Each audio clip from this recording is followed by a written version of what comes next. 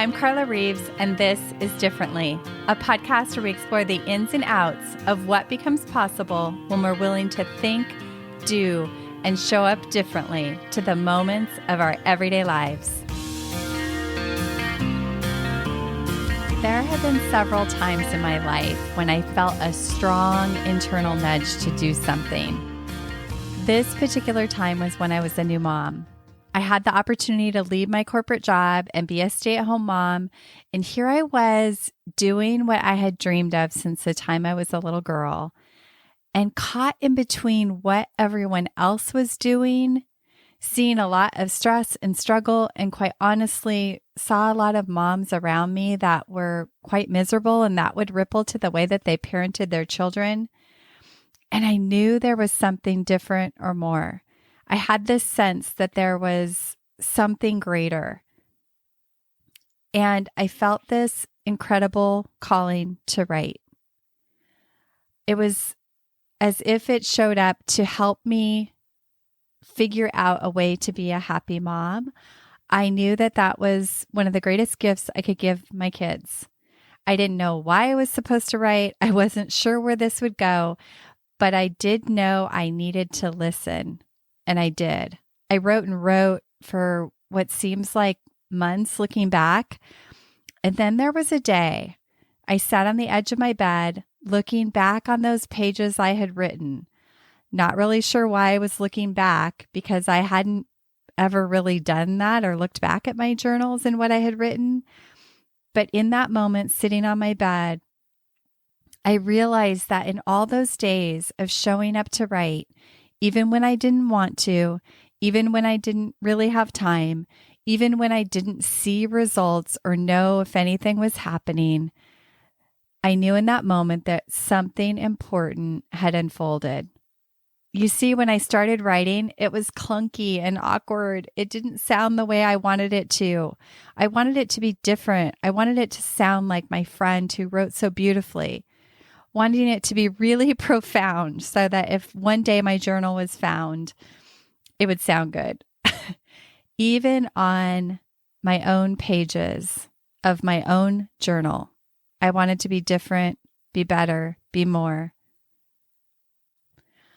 While the process was grueling on days and I discounted that anything was happening, there was something bigger at play, and that's what kept me showing up again and again to write. And then there was the day she skipped across the page of my journal. Who was that? She was different. I liked her. I wanted to get to know her. And as quickly as she appeared, she was gone. But the flicker was enough to keep me writing. I couldn't wait to see her again. Over time, she showed up more and more. I liked her voice. I liked what she was about. It felt real and pure. And I came to know this voice as my own on the pages of my journal. And as I gave her space, she would reveal herself more and more. The voice I became close with was the me that had been hiding out for years, feeling like she needed to be better, more, something she wasn't. She was there all along, but I had shushed her and pushed her aside so many times that she'd stopped trying to say anything at all. But as I gave her space, she would reveal herself more and more. I gave myself a little bit of time each day to journal, and little by little, her small voice grew bigger and louder and stronger. And as I got more comfortable with her, she began to spill out into everyday life, little by little. I didn't realize it at the time, but I was clearing away all the noise and debris that clouded the view of my real self. It was the front, the facade that I had created or thought I needed to create to receive approval from others. That was the part of me that I didn't like. It wasn't the real me. I believe now that when we pull away the clutter, that what we find is this imperfectly perfect design that God created us to be. And it was here that I found my own resistance, harsh judgment, self-doubt, criticism begin to quiet. At first, I think the people in my life were a little surprised by this girl who found her voice and courage. But over time, they too came to know her. The funny thing in life is often we're trying to be something more, better. We think the answer is to be better, be more, work harder, when the real answer actually came from doing less and getting quiet and listening inside and beyond myself. This is how writing became a tool to navigate my life. Sitting on the edge of that bed that day, I knew in my heart I was here to share this tool with others. And since that time, journaling has become a daily ritual I go to again and again and again to get clear and rooted. You know, even this morning, life can sometimes sweep me away. You know, comments from others or feedback from others or outside influences can uproot me and leave me feeling unsettled. And writing is a tool that brings me back to center, gets me connected to God, to a much bigger picture, so that I can really figure out who I am and what I'm here to do, regardless of the circumstance. It's a place I go to explore, to savor the moments, to walk through challenging and overwhelming feelings, to get quiet and listen. It's where I've built a business, figured out how I want to be for others or support others. It's helped me and been a place where I create and map out the lifestyle and the business I want to create. It's how I figure out how I want to show up for my family. It's a place I go to listen and get quiet again and again. I never set out to be a coach. Coaching found me, and it was journaling that actually led me to coaching. And I'll have to tell you that story another day. But today, journaling is a core component that I use within my coaching programs and with clients, because it allows clients to do the same, to explore, to shed a lot of the mental noise that keeps them from their truest, most fullest self. And my coach training is really around using the writing with a client to help them reveal their blind spots in their thinking, the places where their thinking is getting in the way of what they truly, truly want. And it's a tool that helps us work together to help them shed those facades that they have that are keeping them from the things they're here to do. Often people think of journaling as, for negative emotions and working through the hard stuff. And I actually remember a client once saying to me, she felt like she had to have a problem in order to journal. And I knew in that moment that I needed to really share some different ways of journaling. And I want to do that for you today with this idea that journaling can really be a tool to help you navigate your life. And while journaling can be amazing to empty and process heavy and hard emotions, it's not the only way that you can use it. And I want to give you several ways that you can take into your life today to really lighten up your life in a multitude of ways and really take part in the creative process of everyday living. It can really be a playground for your mind and your ideas, a place to get quiet and listen, and just a daily practice that is really grounding. So the first way is just a daily check-in. And think of it like just a check-in with your head and your heart. Take a look around what's happening in your mind. What are you most grateful for in this very moment? Just a check-in. The second way it can be used is to empty or to process. Like I've said, take out the mental trash. Your journal is a great place to do that. Think of like a glass of juice that, I don't know, I think of a glass of juice that's been sitting in one of my teenagers' rooms for a couple days, and it just needs to get emptied. It's the same thing with our mind. Those thoughts sometimes stick around too long, and they just need to be emptied and dumped out so that you can fill it, clean it with something new. The same is true for your mind, and the journal can be a great place to just empty. Get out those stagnant thoughts that have been circling and circling around and dragging you down.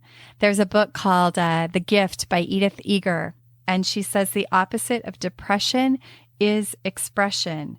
And she talks about the importance of getting things out of your body and getting out of your mind because they create dis-ease.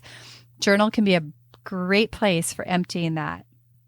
We carry a lot of thoughts in our head, and so just having a place to empty those can be very healing and create a lot of new space in the mind for new ideas and new thoughts.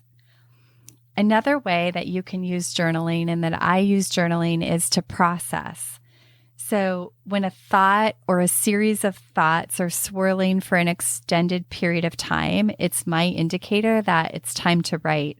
Or if I'm feeling stuck on moving forward with a project or a conversation or a task, I know there's likely a good reason, and it's time to sit down and write. 5 or 10 minutes of emptying thought, getting clear about the ideal outcome for the situation, and sorting through what's holding me up is a sure way to get moving again. It's really powerful to get unstuck. In fact, I used that this morning to get really clear about a next podcast I was going to do.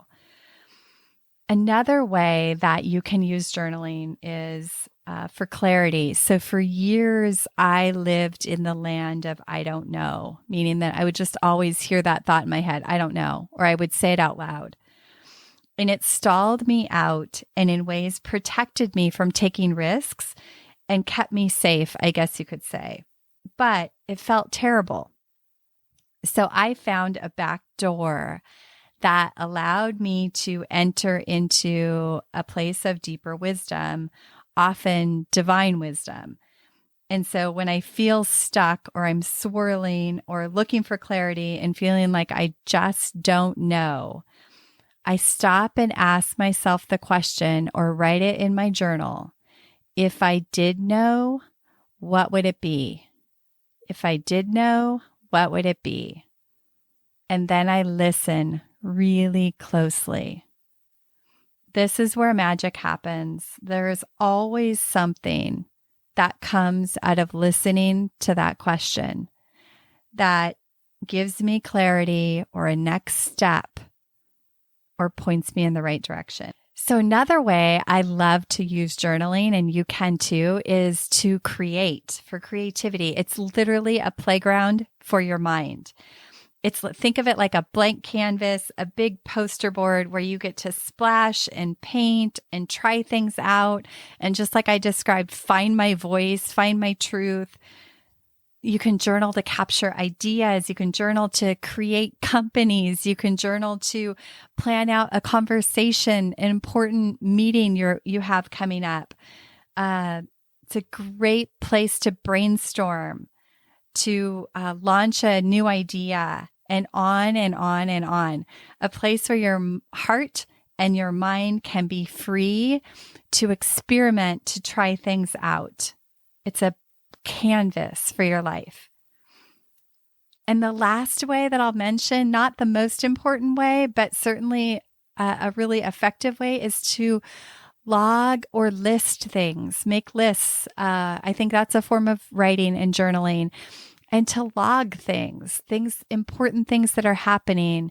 You know, I think we think of the traditional diary as, we write about what's happening in our daily life. And while that's a really important way to journal, and your journal is a great place to capture challenging and beautiful moments of your life, it's not the only way. And there are so many ways you can use it as a tool to really create mobility in your life.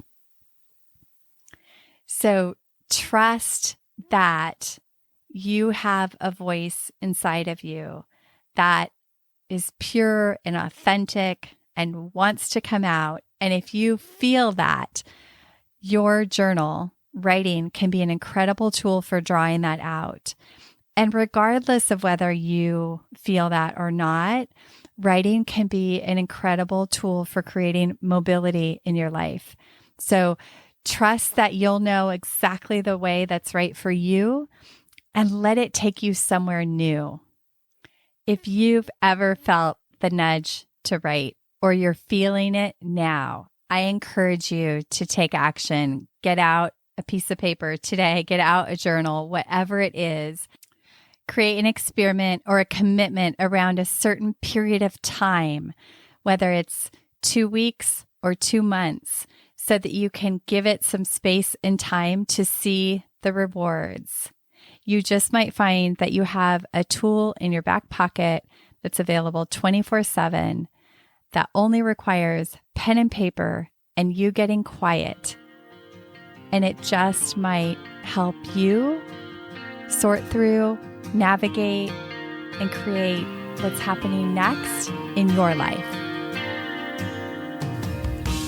Thank you for tuning in to this episode of Differently. I hope it stirred your thinking, and I invite you to take one inspired action from something that stood out to you. If you want to hear more conversations like this, hit subscribe on your favorite podcast app, and please help us spread the word by sharing this podcast with people you know. Remember, new episodes drop weekly.